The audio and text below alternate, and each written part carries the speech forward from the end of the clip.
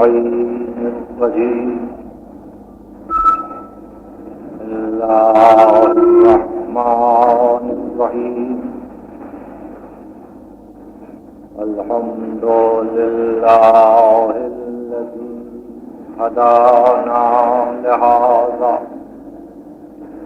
وما كنا لنهتدي لولا أن هدانا الله. لقد جاءت رسل ربنا بالحق والصلاة والسلام على النبي الأمي الخاتم لما سبق والفاتح لمن غلق المعلن الحق بالحق وبالقاسم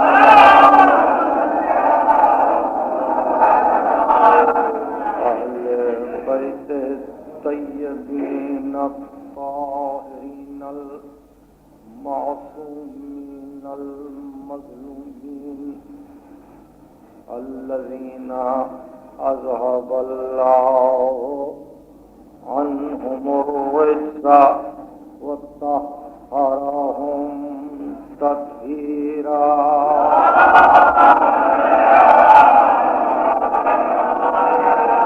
أما بعد فقد قال الله سبحانه وتعالى في محكم كتابه الحكيم: وَلَقَدْ أَرْسَلْنَا رُسُلَنَا بِالْبَيِّنَاتِ وَأَنزَلْنَا مَعَهُمُ الْكِتَابَ وَالْمِيزَانَ لِيَقُومَ النَّاسُ بِالْقِسْطِ وأنزلنا الحديد فيه بأس شديد ومنافع للناس. صلوات.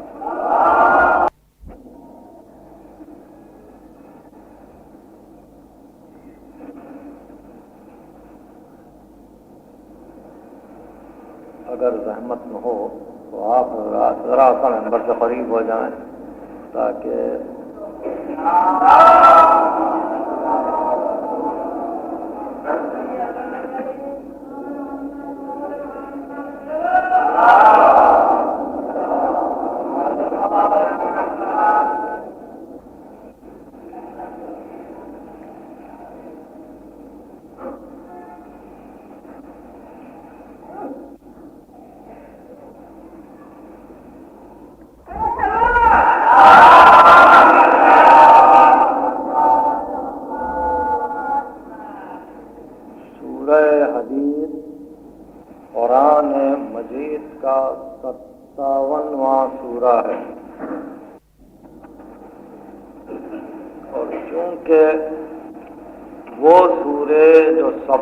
للہ یا یسبح للہ سے شروع ہوتے ہیں، ان کو مسبحات قرآن کہتے ہیں.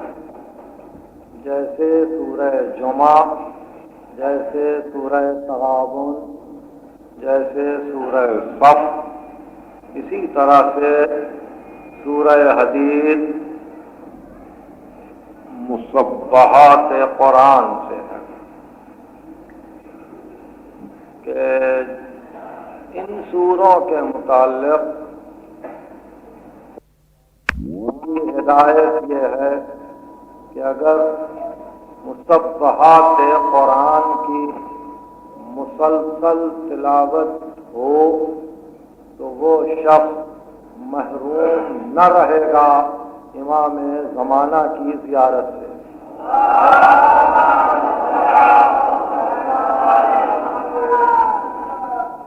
اس سورہ حدید کی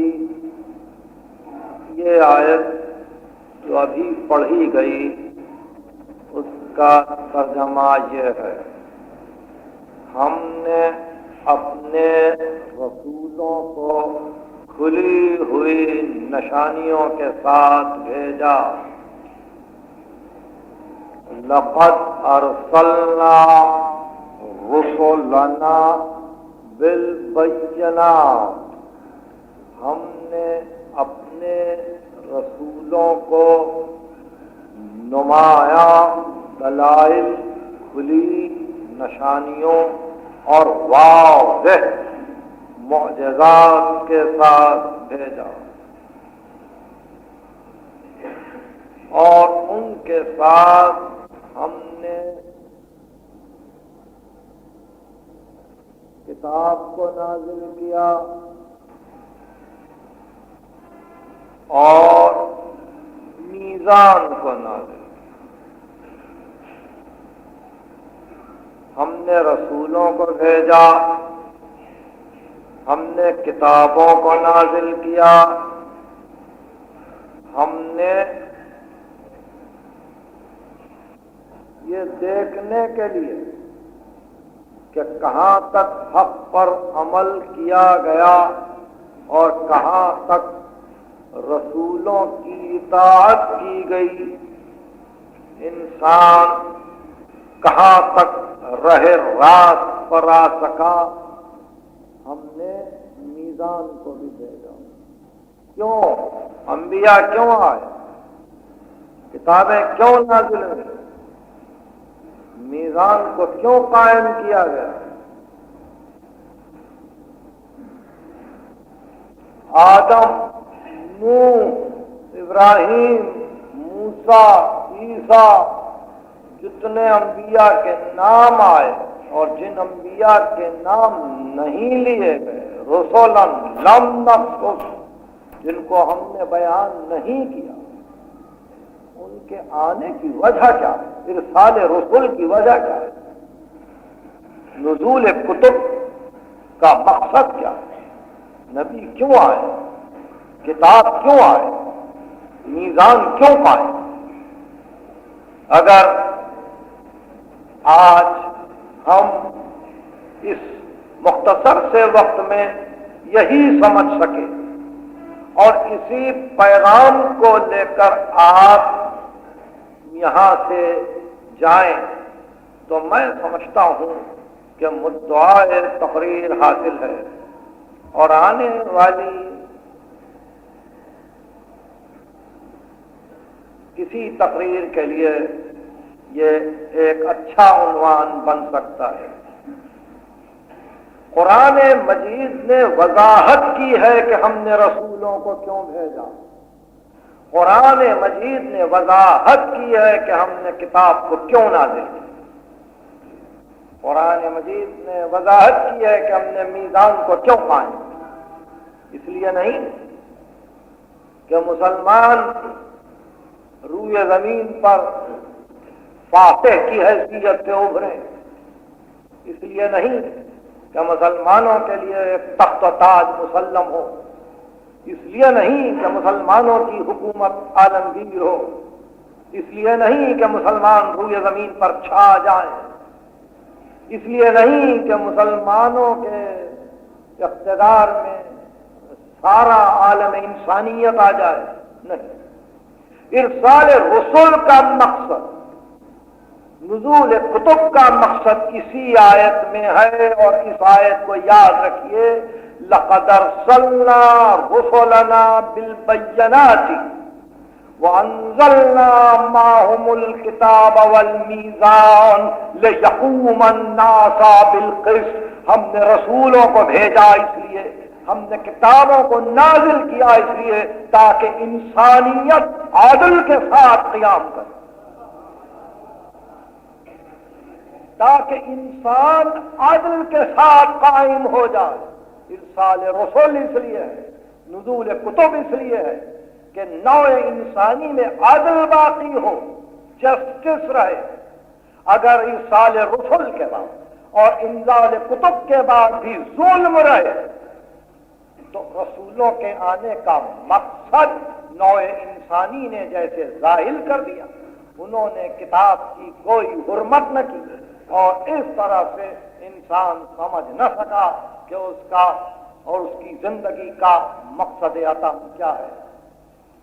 سورہ حدید نے واضح کر دیا کہ رسول اس لیے نہیں آیا تھا کہ جس قوم کی طرف رسول آتا ہے اس کو شاہی دے دے، اس کو سلطانی دے دے، اس کو ملوکیت کا مقام آخر عطا کرے، نہیں، رسول اس لیے آتے ہیں کہ انسانیت میں عدل قائم ہو۔ عدل جس طرح سے کائنات میں عدل ہے، جس طرح سے نظام تکوین میں عدل ہے، جس طرح سے عالم اکبر میں عدل ہے، جس طرح سے چاند تاروں میں عدل ہے، جس طرح سے پھول پتوں میں عدل ہے، جس طرح سے کائنات کی فضاؤں میں ہواؤں میں عدل ہے، اسی طرح سے جب شریعت کو بھیجا تو عدل تکوینی کے ساتھ عدل تشریعی کو قائم کیا اور یہ بتلایا کہ یہ شریعت کا پورا نظام عدل ہے، اور عدل تشریعی کے بعد ارسال رسل اور انزال کتب کا مقصد آخری یہ تھا کہ نوع انسانی اس عدل پر قائم ہو جائے اور اس عدل کو پیش نظر رکھے۔ اگر اس کے باوجود انسان ظلم کرتا ہے، اگر اس کے باوجود انسان ظلم سے نہیں ہٹتا تو اس کے معنی یہ ہے کہ اس نے مقصد اتم میں ارسال رسل کو فراموش کر دیا۔ اب وہ ابراہیم کی امت ہو اور ظلم کرے تو اس نے ابراہیم کے پیغام کو بھلا دیا، اور اگر وہ محمد عربی کی امت ہے اور وہ ظلم کر رہی ہے تو اس نے محمد عربی کو پیغام پہنچا دیا۔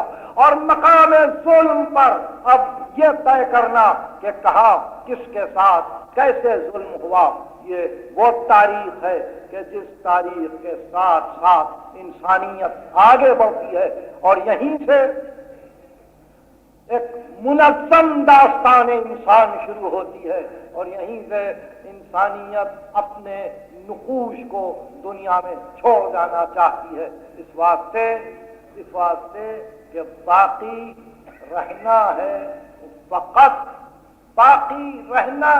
فقط ایسے نظام میں کہ جہاں کوئی ظلم کرے اور جہاں کسی پر ظلم ہو، تو باقی رہنا ہے ایسے نظام میں فقط مظلوم کو، ظالم کو نہیں۔ باقی رہنا ہے ایسے نظام میں فقط مظلوم کو، ظالم کو نہیں۔ اور وہ مظلوم کہ جس کا تذکرہ، جس کی یاد، جس کا بار بار ذکر یہ واضح کرتا رہے کہ رسول اس لیے آئے تھے، کتابیں اس لیے نازل ہوئی تھیں، اور اس لیے میزان کو قائم کیا گیا تھا۔ یہ وہ مختصر سی تمہید ہے اس آئے واقعی ہدایہ کے تحت جس پر نظر لازمی ہے۔ ہمارے افکار خواہ وہ سیاست اسلامی کے متعلق ہوں، ہمارے افکار خواہ وہ سیاست حاضرہ کے متعلق ہوں، ہمیشہ بے راہ روی اختیار کرتے ہیں یہ سمجھ کر کہ مسلمان کے لیے تو اعلیٰ ان کا خطاب آیا تھا، مسلمان کے لیے تو خلیفۃ اللہ فی الارض کا لقب طے ہوا تھا، مسلمان کے لیے تو حکومت عرضی مقدر تھی، مسلمان کے لیے تو فاتح عالم بننا تھا۔ یہ باتیں جذبات کی ہیں، یہ باتیں شعر و سخن میں تو اچھی معلوم ہوتی ہیں، مگر جہاں حقائق آتے ہیں وہاں حقیقتوں کے سامنے یہ بھی سمجھنا چاہیے کہ اگر مسلمان عدل سے ہٹ رہا ہے، اگر مسلمان انصاف سے ہٹ رہا ہے، اگر مسلمان ظلم پر کمر باندھ رہا ہے تو اس کے معنی یہ ہے کہ اس نے نہ انبیاء ما سبق کے پیغام کی قدر کی، نہ محمد عربی کے پیغام کو سمجھا۔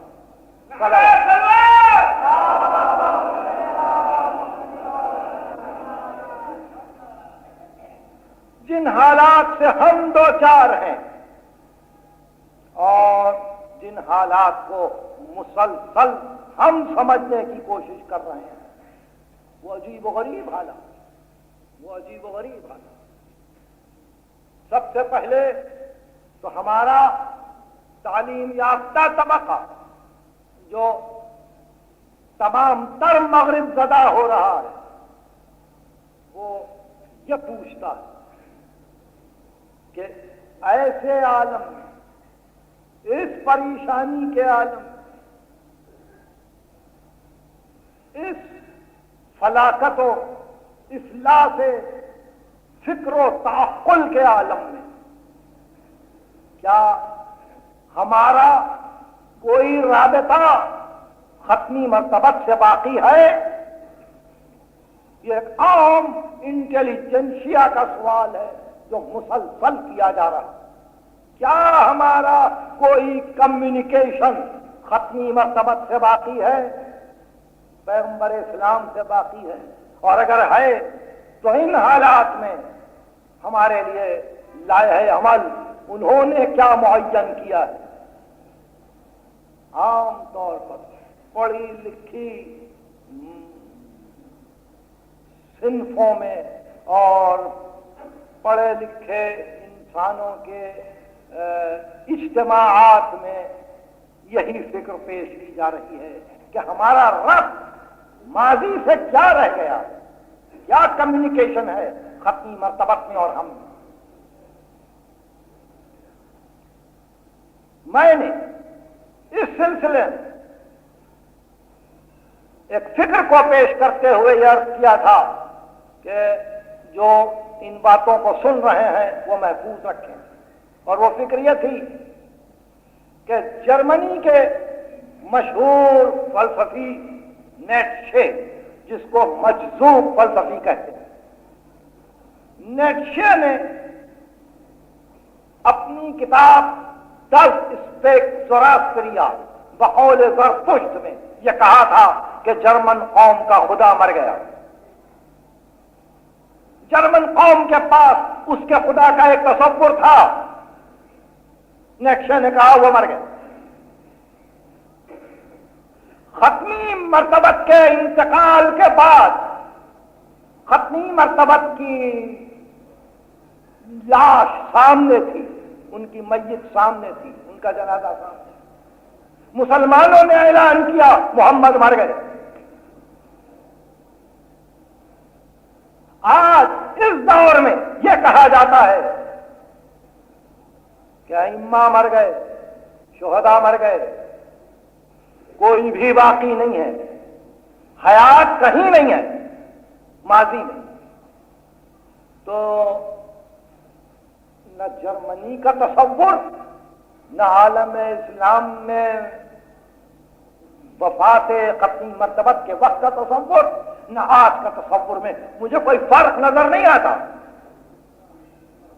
کوئی کہتا ہے خدا مر گیا، کوئی کہتا ہے نبی مر گیا، کوئی کہتا ہے ائمہ مر گئے۔ یعنی یہ تصور اس وقت پیدا ہوتا ہے کہ جن کے پاس خدا کا یہ تصور ہو کہ آیا گیا، کھایا پیا، چلا سویا، اوپر سے اترا شب جمعہ، آیا کسی سواری پر سوار ہوا، تخت پر بیٹھا، کسی سے باتیں کی۔ عقل انسانی جب درجہ کمال پر پہنچی تو وہاں نہ جسم نظر آیا، نہ اس طرح سے آنا جانا نظر آیا، تو ایسے خدا کا تصور خود بخود معدوم ہو گیا۔ اس لیے ممکن ہے یہ کہا گیا ہو کہ جرمن قوم کا خدا مر گیا۔ اور بالکل اسی طرح جہاں ختمی مرتبت کا یہ تصور تھا کہ یہ آنکھیں ہیں نرگسی، یہ سراہی دار گردن ہے، یہ کھلا ہوا سینہ ہے، یہ قد ہے بھوٹا سا، یہ باتیں ہیں، یہ حسین چہرہ ہے، یہ فخر یوسف ہے، جہاں تک جسمانی زندگی پیش نظر تھی وہ مر گئے۔ اور اگر ائمہ اور شہیدوں کی زندگی کا مقصد یہ ہو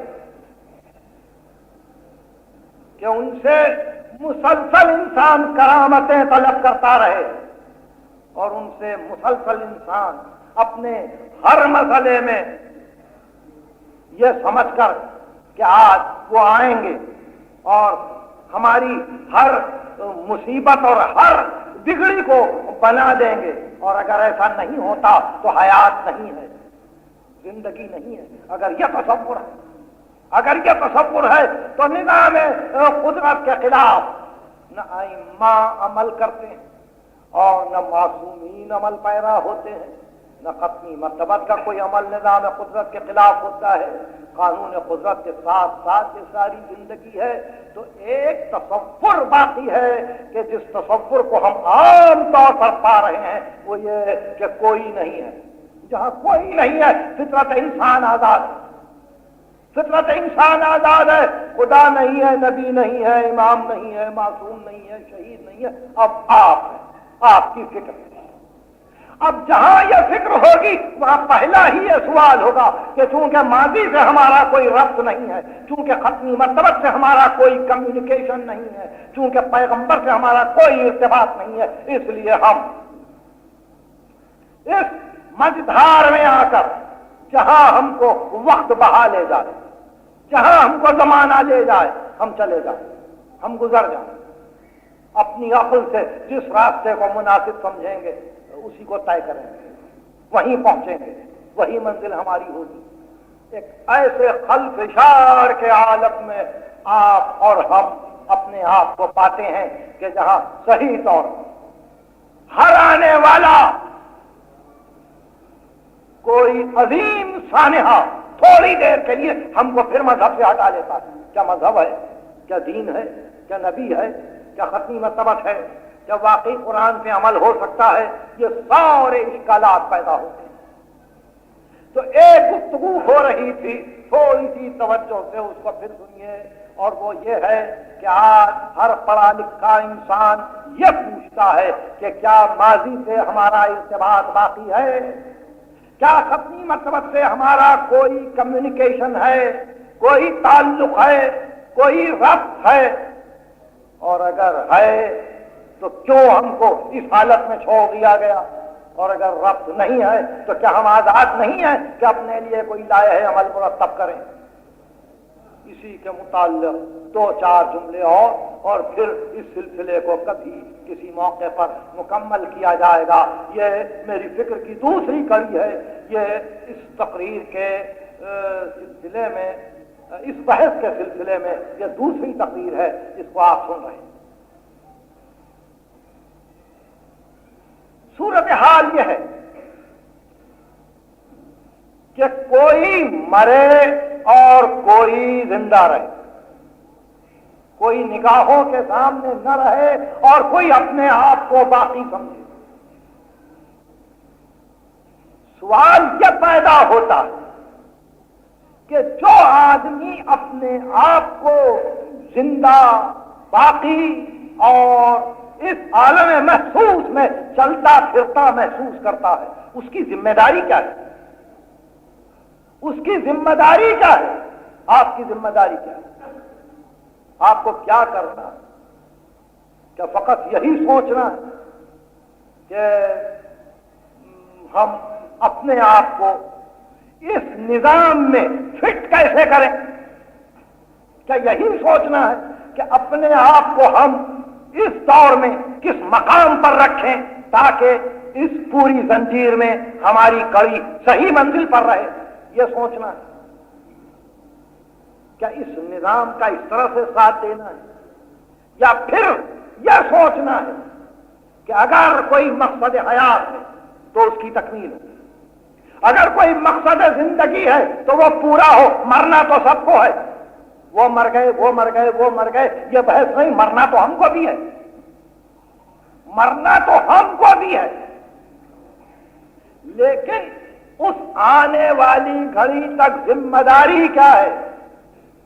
ذمہ داری یہی ہے، لوٹ کھسوٹ، ظلم، عدوان، حسد، کینہ، بغض، یہ ہے ذمہ داری، اور اس طرح سے دنیا کو حاصل کرنا ہے۔ اگر یہ ہے ذمہ داری تو وہ انسانیت نہیں ہے، حیوانیت۔ اور اگر انسانیت یہ ہے، حق گوئی، حق رسی، حق پر چلنا، حق کو ادا کرنا، ہمسائے کا خیال کرنا، چھوٹوں پر شفقت رکھنا، بڑوں کی تعظیم کرنا، نیکی کی راہ پر چلنا، بندگی کو سمجھنا اور بندگی کے حق کو ادا کرنا،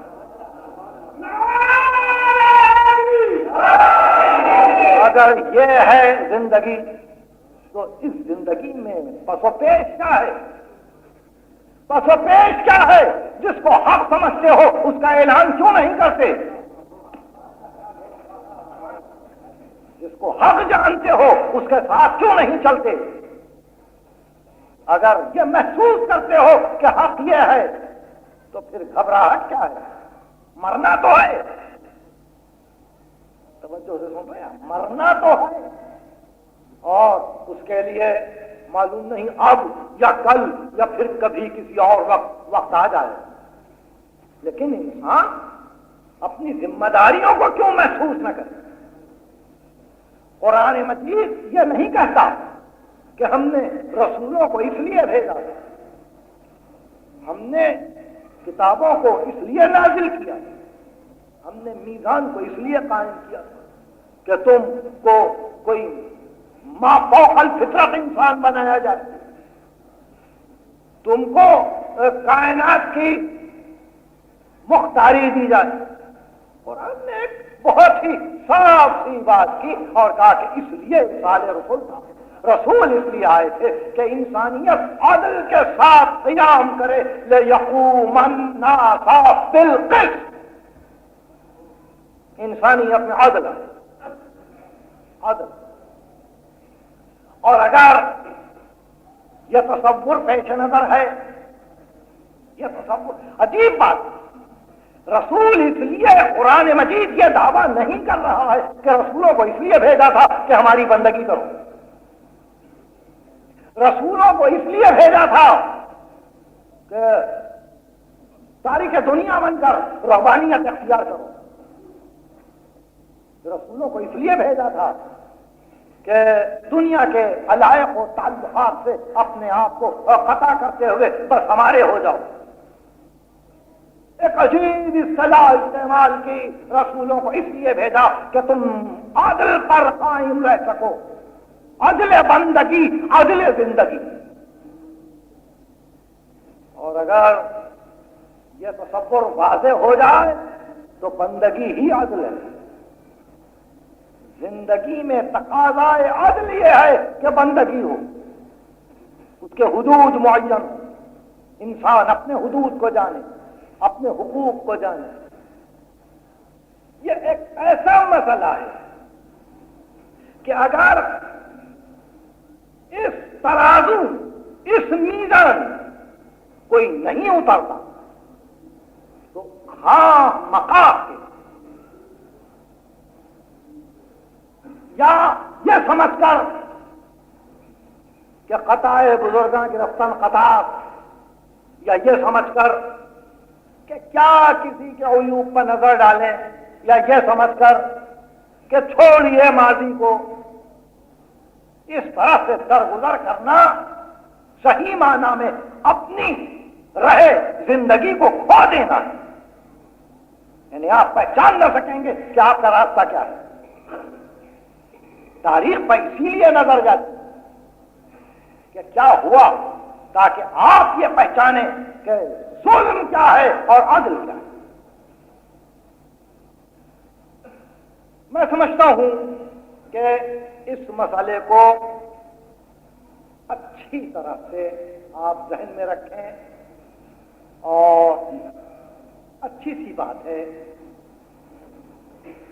یاد رکھیے ایجادات جدیدہ اور انکشافات عصریہ میں ہزاروں چیزیں آج آپ کے سامنے، ہزاروں۔ یہ کہنا کہ یہ عقل انسانی کا شاہکار ہے یہ عصر، اس کو ذرا تسلیم کرنے میں بڑی دشواریاں ہیں، ایسا نہیں ہے۔ یہ لوٹ کھسوٹ کا کمال ہے، یہ لوٹ کھسوٹ کا کمال ہے۔ یعنی تجارت کی منڈیوں میں انسان کو اور انسان کے اجتماعات کو خریدنے کی تیاریاں ہیں۔ یعنی انکشاف ہوتا ہے اس لیے کہ آج اس قوم کو خریدیں، کل اس قوم کو خریدیں، ان کے معیار زندگی کو بڑھا کر مختلف راحت رساں چیزیں ان کے بازار میں ڈال دیں، تاکہ ان تمام چیزوں سے فروغ کے بعد جو سرمایہ آئے، اس طرح سے کوئی داد عشرت دے اور اس طرح سے کوئی اپنے معیار زندگی کو بلند کرے۔ اسی عنوان سے یہ انکشافات آگے بڑھے۔ ایٹم بم بنانے والے نے مدن ایٹم بم نہیں بنایا تھا، بلکہ وہ سونا بنانا چاہ رہا تھا، چاندی کو پھاڑ کر ایٹم پھٹ گیا۔ وہ کیمیا کے شوق میں سونا بنانے کے لیے جرمن قوم میٹلز کو اور دھاتوں کو پگھلا رہی تھی اور توڑ رہی تھی کہ ایٹم پھٹ گیا۔ اسی طرح سے مختلف ایجادات ہیں، مختلف انکشافات ہیں کہ جہاں انسان نئی نئی چیزوں سے آشنا ہوتا جاتا ہے، مگر ایسے موقع پر ان ایجادات کو دیکھ کر دل میں جو شکوک پیدا ہوتے ہیں وہ یہ کہ ہمارا مقام کیا ہے، ہم تو مسلمان ہیں، ہماری جگہ کیا ہے۔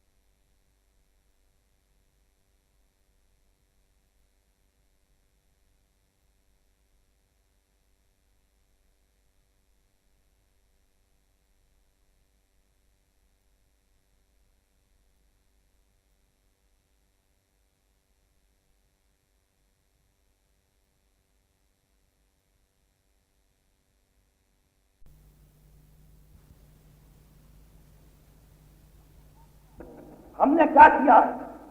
اقوام عالم کی اس دور میں ہم کہاں ہیں؟ اقوام عالم میں ہمارا کیا مقام؟ تو پہلی بات کیا سن لو کہ روشنی کا موجد کون ہے؟ الیکٹریسٹی کا کون ہے؟ سائیکل کا موجد کون ہے؟ مختلف سازوں کا موجد آپ کو یاد ہے؟ بالکل استعمال کرتے ہیں آپ وہ چیزیں، مگر موجد کے نام نہیں معلوم، اس لیے کہ وہ مر گئے۔ چیز رہ گئی، موجد مر گئے، موجد یاد نہیں۔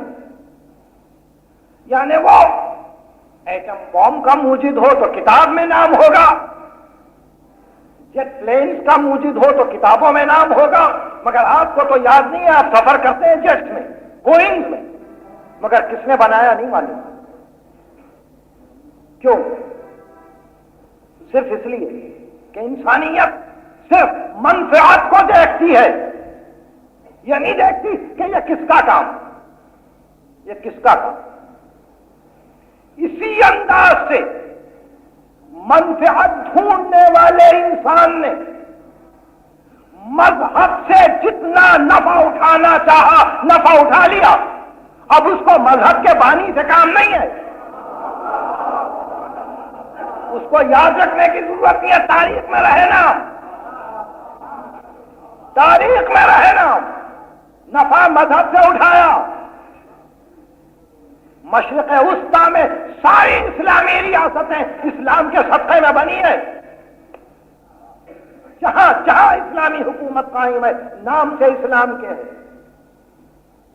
اور اب بھی یہی کہا جاتا ہے کہ نام سے اسلام کے ہم دنیا پر قبضہ کر لیں گے۔ صحیح ہے، بہت صحیح، مگر اس کے ساتھ ساتھ پھر یہ فکر کہ ماضی سے ہمارا ارتباط ہے کہ نہیں، تو یہی ارتباط تمہارا کافی ہے ماضی سے کہ اپنے آپ کو مسلمان کہتے ہو۔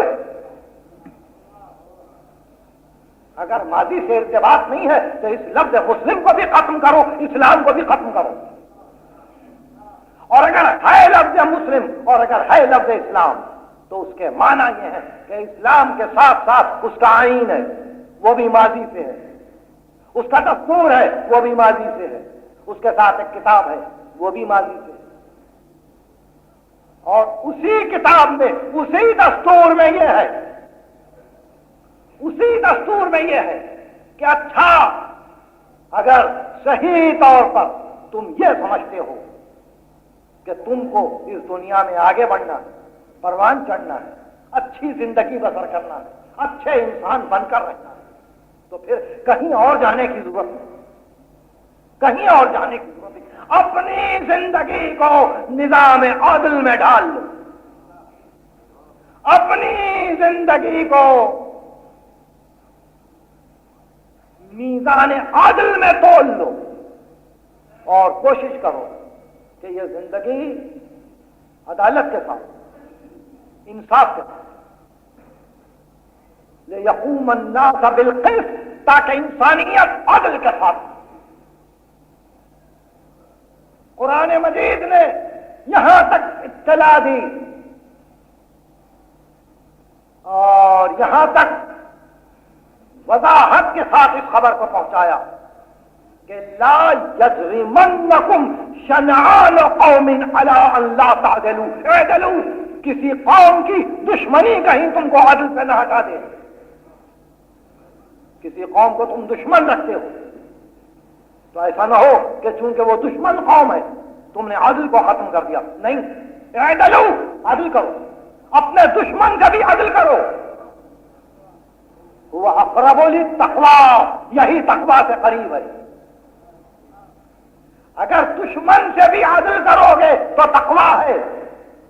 دشمن سامنے صحیح مگر اس لیے نہیں ہے وہ کہ اس پہ ظلم کیا جائے. جہاں قرآن دشمن کے لیے ظلم کو پسند نہیں کرتا، جہاں قرآن دشمن کے لیے ظلم کو پسند نہیں کرتا، وہاں اگر تقریر بے اختیار مختصر کر دی جائے اور یہ کہا جائے اگر محمد کی اولاد پر ظلم ہوتا، رسول آئے تھے اس لیے کہ عدل قائم، محمد عربی آئے تھے اس لیے کہ عدل قائم، کتابیں نازل ہوئی تھی اس لیے کہ عدل قائم. اور اگر یہ عدل قائم نہ رہ سکا، میں نے عرض کیا تھا آغاز میں کہ یہ 57واں سورہ ہے سورہ حدید، جس کی آیت بڑی اہم ہے، جہاں ارسال رسول کی وجہ بتلائی گئی اور یہ بتلایا گیا کہ کتابیں اس لیے نازل ہوئی، رسول اس لیے بھیجے گئے کہ عدل قائم. اور اب اس کے بعد 16واں سورہ ہے قرآن مجید کا، سورہ نحل. سورہ نحل، اس سورہ کی ایک آیت اور بہت زیادہ غور کے قابل. لا تکونوا، خبردار نہ بنو، کاللتی، اس عورت کی طرح، لا تکونوا کاللتی نغضت غزلہا، جس نے اپنے بنائے ہوئے سوت کو بکھیر دیا ہو. لا تکونوا کاللتی نغضت غزلہا من بعد قوت انکاثا، محنت سے اس نے سوت تیار کیا تھا اور اس کے بعد پھر اس نے اس کو بکھیر دیا، پھر اس نے اس کو مختلف مقامات سے توڑ دیا.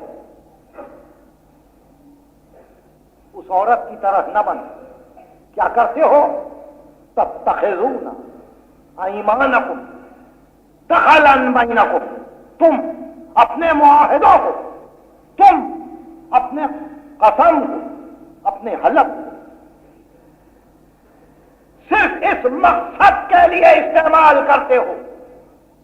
تم اپنی طاقتوں کو صرف اس لیے استعمال کرتے ہو ان تکون امت ہی اربع من امت، صرف یہ کہنے کے لیے کہ اس قوم میں بہت زیادہ آدمی ہے، اس قوم میں اکثریت ہے، اس قوم میں بہت کم آدمی ہے. یہ اقلیت ہے، یہ اکثریت ہے، یہ اقلیت ہے. ادھر بہت سے آدمی ہیں، ادھر کم آدمی ہے، ادھر بڑا مجمع ہے، ادھر کوئی نہیں ہے. فقط تم یہ کہتے ہو ان تکون امت ہی اربع من امت، کیا تمہاری قوتیں اسی اعلان میں گزر جائیں گی کہ اس مجمع میں اکثریت ہے، اس مجمع میں اقلیت؟ تم یہی کہتے رہو. اس سے انجام کیا ہوگا؟ ساری قوتیں شکست پا جائیں گی. تم جہاں تک محنت کر کے آئے ہو یہ محنت ختم ہو جائے گی. تم اس سے ناز کرتے ہو کہ اکثریت ساتھ، تم اس پہ ناز کرتے ہو کہ مجمع ساتھ. ان تکون امت ہی اربع من امت، یہ سورہ نحل کی اہم ترین آیت ہے. تم اپنے قوتوں کو فقط اسی اعلان میں صرف کرتے ہو کہ ہمارے ساتھ اکثریت ہے اور یہ اقلیت ہے.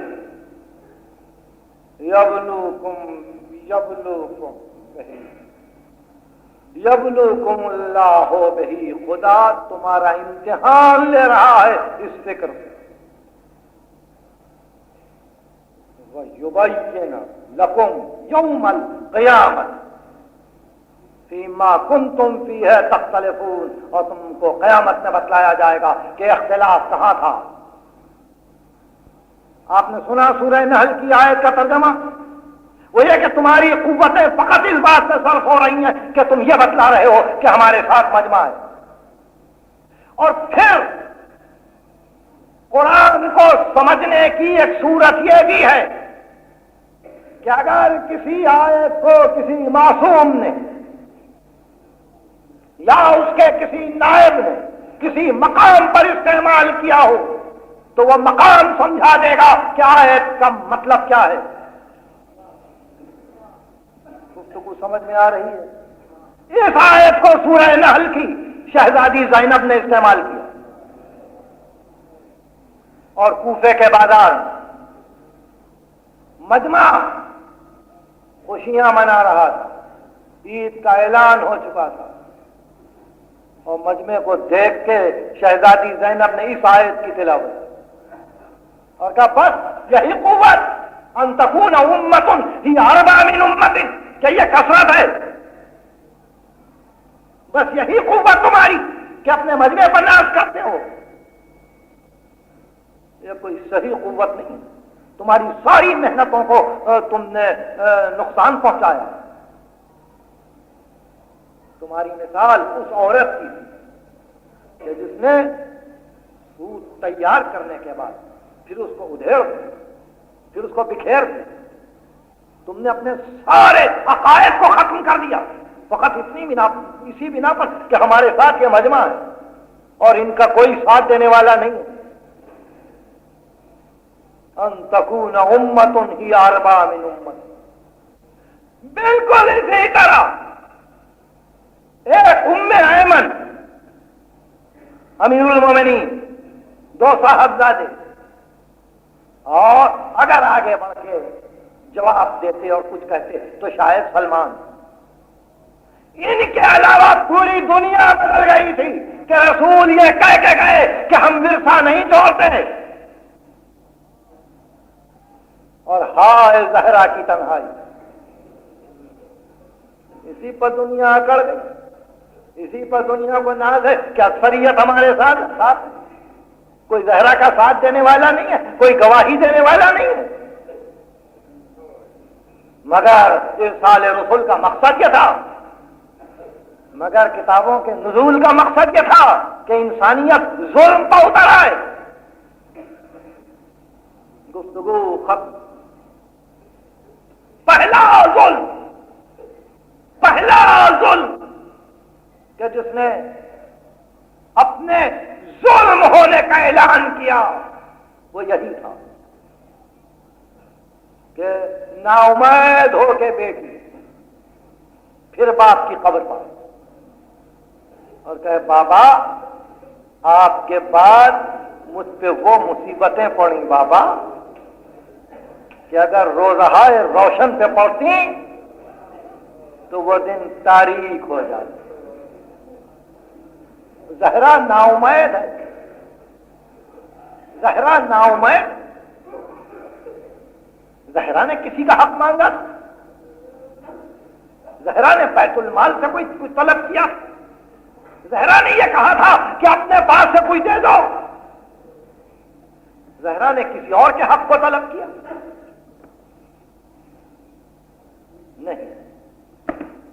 نہیں، ایسا نہیں. بلکہ پہلی منزل پر یہ وضاحت ہو گئی کہ مسلمانوں نے پیغمبر کے وجود کو، ان کے کمیونیکیشن کو، ان کے روحانی زندگی کو تسلیم کرنے سے انکار کر دیا اور کہا ہاں وہ تو مر گئے، وہ مر گئے اور اب ہم ان کے والی ہیں. جو مال ہے ہمارا ہے، ہم جس کو چاہیں جس طرح سے چاہیں دیں. یہ بحث آئی اور اس بحث نے کوئی مسلم کانسٹیٹیوشن میں مداومت اختیار کی نہیں. یہ بھی نہیں ہوا. بنی عباس کے خاتمے تک 656 ہجری تک 10 مرتبہ یہ فدق آل محمد کو واپس ہوا اور 10 مرتبہ چھین لیا گیا. کم از کم ایک ہی بات سے دنیا آ جاتی نہیں. کسی نے کہا یہ آل محمد کا حق نہیں ہے، کسی نے کہا یہ انہی کا حق. عمر ابن عبدالعزیز نے واپس کیا، بعد میں بنی امیہ نے چھینا، ابو العباس صفاح نے واپس کیا، منصور نے چھین لیا، مامون نے پھر واپس کیا، متوکل نے چھین لیا. مطلب یہ کہ کوئی ریٹن لا نہیں تھا، کوئی ایسا قانون نہیں تھا کہ جو بھی امیر المومنین اور خلیفۃ المسلمین بظاہر قرار پائے وہ سارے اموال کا وارث بھی ہو جائے.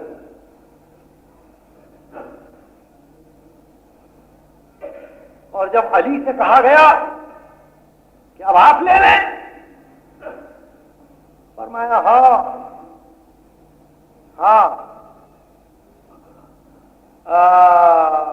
ہمارے پاس فدق تھا.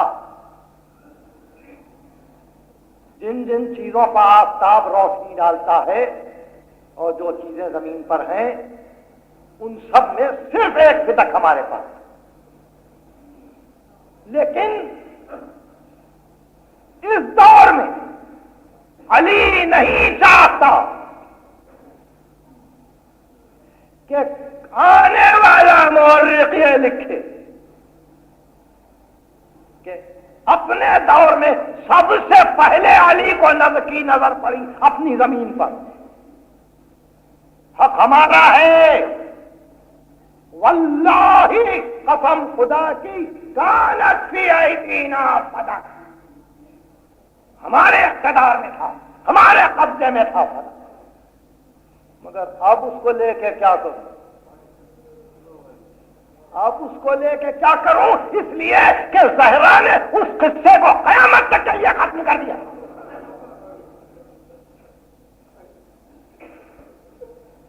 میری گفتگو سمجھ میں آ رہی ہے؟ یعنی جس دن مانگنے والی آئی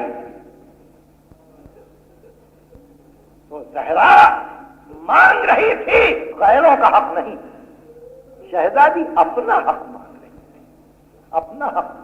اور پھر کیسا حق کہ اگر اس دن کی اسلامی دنیا اپنی اپنی ساری دولت فدق کے علاوہ اپنی اپنی ساری دولت لا کر زہرا کے قدموں پر رکھ دیتی تو جب بھی زہرا کا حق ادا نہیں ہو سکتا.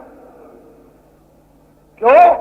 اس لیے کہ اسلام پھیلا تھا زہرا کی والدہ گرامی کی دولت. یہ قتیجہ کی دولت تھی، یہ قتیجہ کی دولت تھی کہ جس کے متعلق قرآن نے یہ کہا تھا کہ ہم نے تجھ کو محتاج پایا تو غنی کر دیا.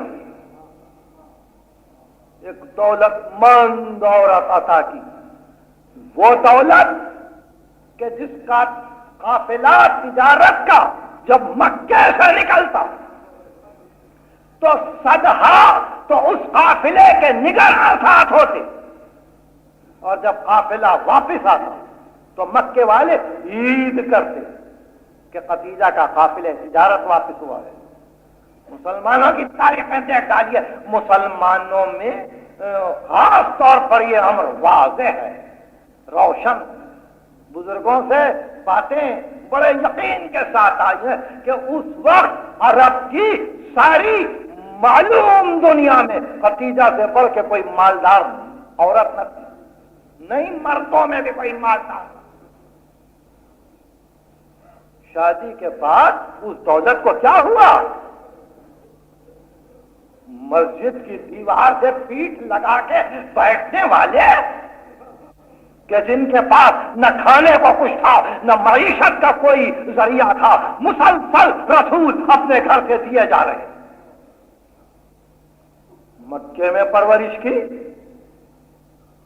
ساری زندگی مکے کی، 13 برس ایک ایک کلمہ طیبہ کہنے والے کی جان مال عزت آبرو کی حفاظت مال ختیجہ نے کی،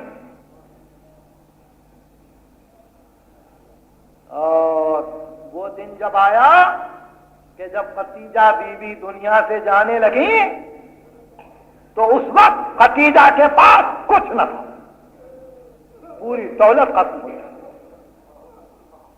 تنہا بیٹی تھی، بیٹی کو سینے سے لگا کے ماں نے کہا زہرا آج میں جان رہی ہوں کہ تو غربت کے عالم میں، میں جان رہی ہوں کہ تو فقر و فاقے کے عالم میں ہے، میں کیا کروں بیٹی؟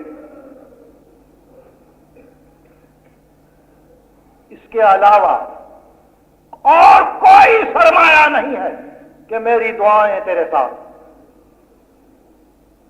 یہ کہہ کے بیٹی کو اکیلا چھوڑ دیا، اور عرب کی سب سے زیادہ مالدار عورت مرنے کے فوراً بعد اپنے گھر کے جس نقشے کو پیش کیا وہ نقشہ یہ تھا کہ 5 برس کی بچی اپنے ہاتھ سے جھاڑو دے رہی ہے، باپ کے لیے غذا تیار کر رہی ہے، روٹی پکا رہی ہے، کوئی پکانے والا نہیں ہے۔ دیکھا نہیں مسلمانوں نے کیا ہوئی دولت؟ اگر اس وقت کے سارے مسلمان اپنی اپنی دولتوں کو لا کر زہرا کے قدم پر ڈال دیتے یہ کہتے ہوئے کہ فاطمہ یہ سب تیرا صدقہ، تو جب بھی زہرا کا حق ادا نہ ہوتا، جائے کہ جو کچھ تھا وہ بھی لے لیا، اور یہ کہتے ہوئے زہرا فریاد کرتے ہوئے نکلی بابا آپ نے دیکھا بیٹی کا حال۔ اور اس کے بعد جب گھر آئی تو صبح کو رونا، شام کو رونا، رات گئے رونا، اور جب پین کرتی تو مدینے کی ساری عورتیں جمع ہو جاتی، ہاں زہرا حق رکھتی ہے رونے کا، ہاں زہرا کو حق پہنچتا ہے رونے کا۔ اہل مدینہ گھبرا گئے اس واسطے کہ جب مدینے کی عورتیں جمع ہوتی ہیں تو ان کے گھر کا کام کاج نہیں ہوتا۔ آ کے کہا یا ابا الحسن اب آپ زہرا سے کہیں یا دن کو روئیں یا رات کو یا کہیں اور جا کے روئیں، آپ کے رونے سے ہمارے کاروبار میں خلل پڑتا ہے۔ امیر المومنین آئے اور رکتے رکتے کہا کہ بنت رسول کیوں کر کہوں مگر مدینے والوں کو گوارا نہیں ہے آپ کا رونا۔ رو کے کہا یا ابا الحسن ان سے کہو زیادہ دنوں زندہ نہیں رہوں گا، زیادہ دنوں نہیں جیوں، کچھ دنوں اور رو لوں گی، اور اگر مدینے والوں کو گوارا نہیں تو جنگل میں جا کے روؤں گی۔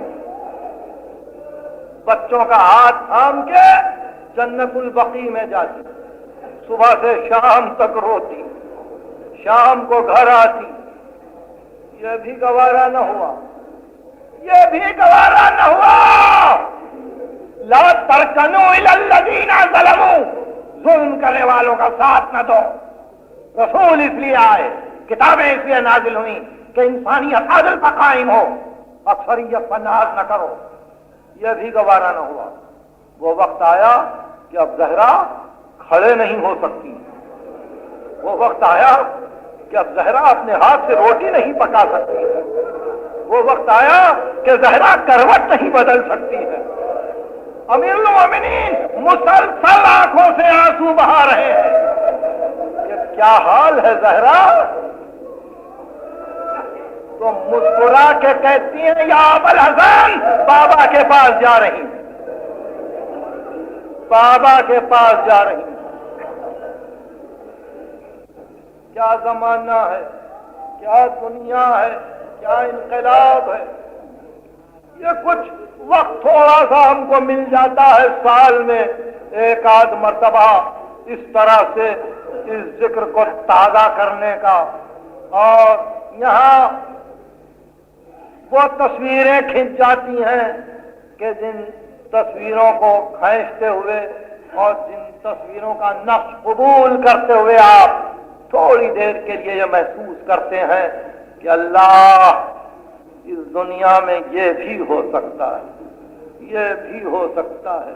18 برس کا سن و سال ہے، کوئی زیادہ سن نہیں ہے، 18 برس کا سن و سال ہے، اور فریاد کرتی ہیں کہ یا ابوالحسن ان بچوں کو مسجد میں لے جاؤ، اور اگر ہو سکے تو تھوڑی دیر کے لیے تنہائی میں مجھ سے گفتگو کر لو۔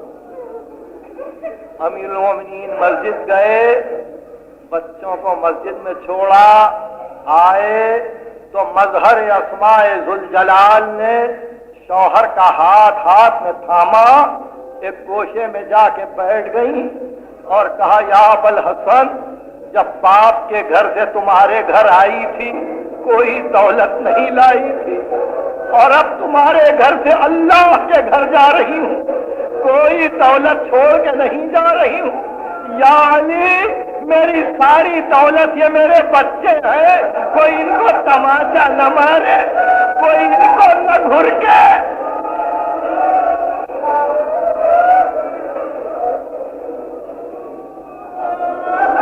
یا ابوالحسن مجھے معاف کرنا کہ کچھ دنوں سے تمہاری خدمت میں مسلسل کوتاہی ہوتی رہی، میں نے تمہاری خدمت نہ کی، اور یہ کہہ کے بے اختیار زہرا نے رونا شروع کیا، اور اس کے بعد کہا یا ابوالحسن جب میں مر جاؤں تو میرا جنازہ پردہ شب میں اٹھے، رات کے اندھیرے میں سیدانی کی میت اٹھے، کسی کو اطلاع نہ ہو، دنیا یہ بھی نہ جانے کہ محمد کی بیٹی کب مر گئی۔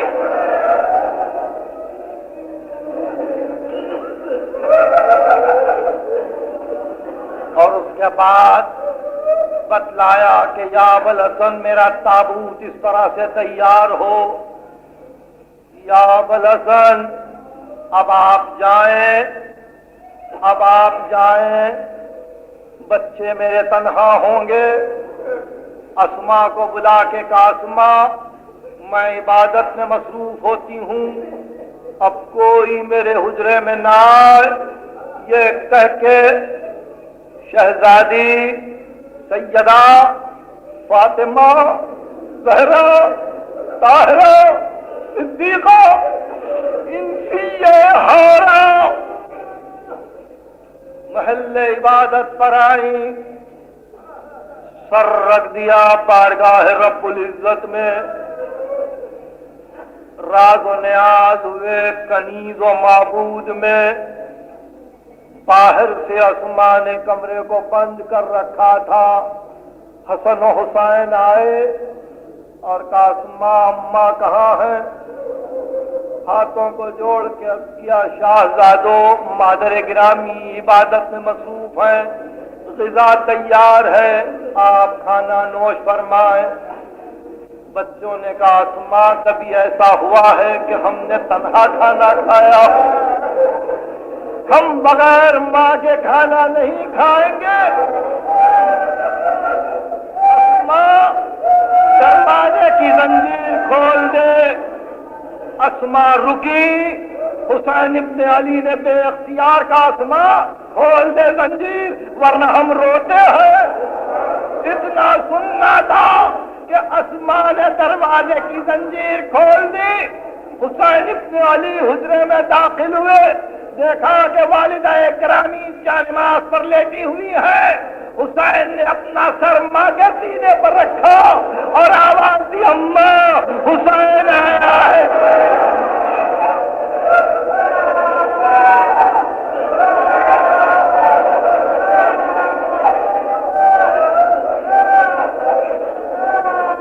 الہی و سیدی و مولایا و رب خداوند واسطہ محمد و آل محمد جو پریشان حال ہیں ان کی پریشانیوں کو دفع، جو بے روزگار ہیں ان کو روزگار عطا فرما، جو بیمار ہیں ان کو شفاء کامل عطا فرما، تعجیل فرما.